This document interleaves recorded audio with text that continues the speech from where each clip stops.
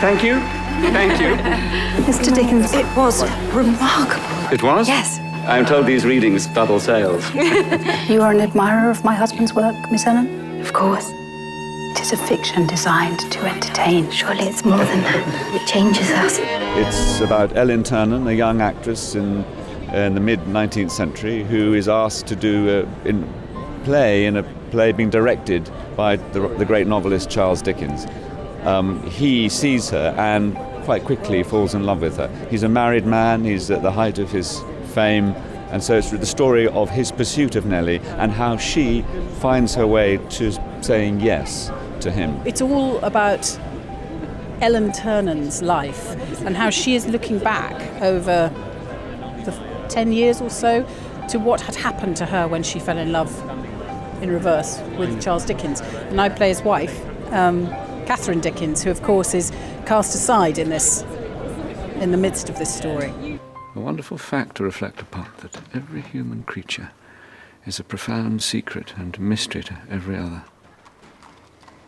Until that secret is given to another to look after. And then perhaps two human creatures may know each other.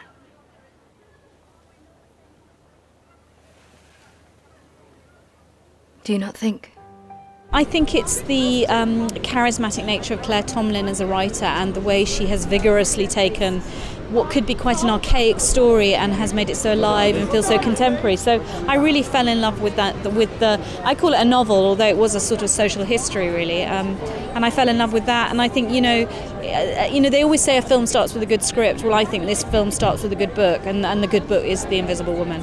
Whatever we think of the man Dickens, his observation and ability to realise as a storyteller the richness of all of us, everyone here, we all identify, we're all transported by his storytelling and his characters. And although he set his stories either at the time where he was living or slightly earlier, or even before, like in The Tale of Two Cities, I think that he brings the characters alive. They come off the page, which is why, of course, they lend themselves to adaptation.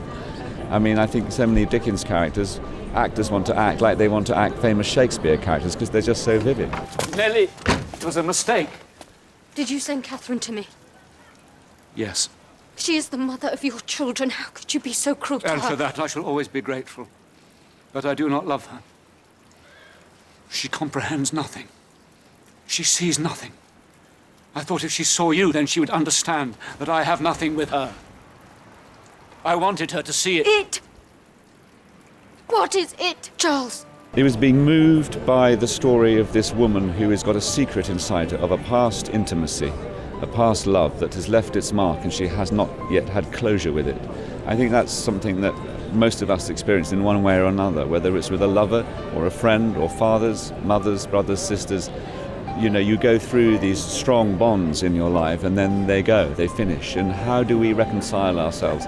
Particularly, I think, the coordinates of this, a very famous writer and a young woman, in a time where a woman's, as it were, ability to maneuver herself, to take action herself, to be her own a protagonist in her life is very, very, very hard. So it was interesting to me to see how did this woman negotiate her way around this force called Charles Dickens, and how did she survive it, and how does she have closure with it? I know what I have done. Nellie. Nellie!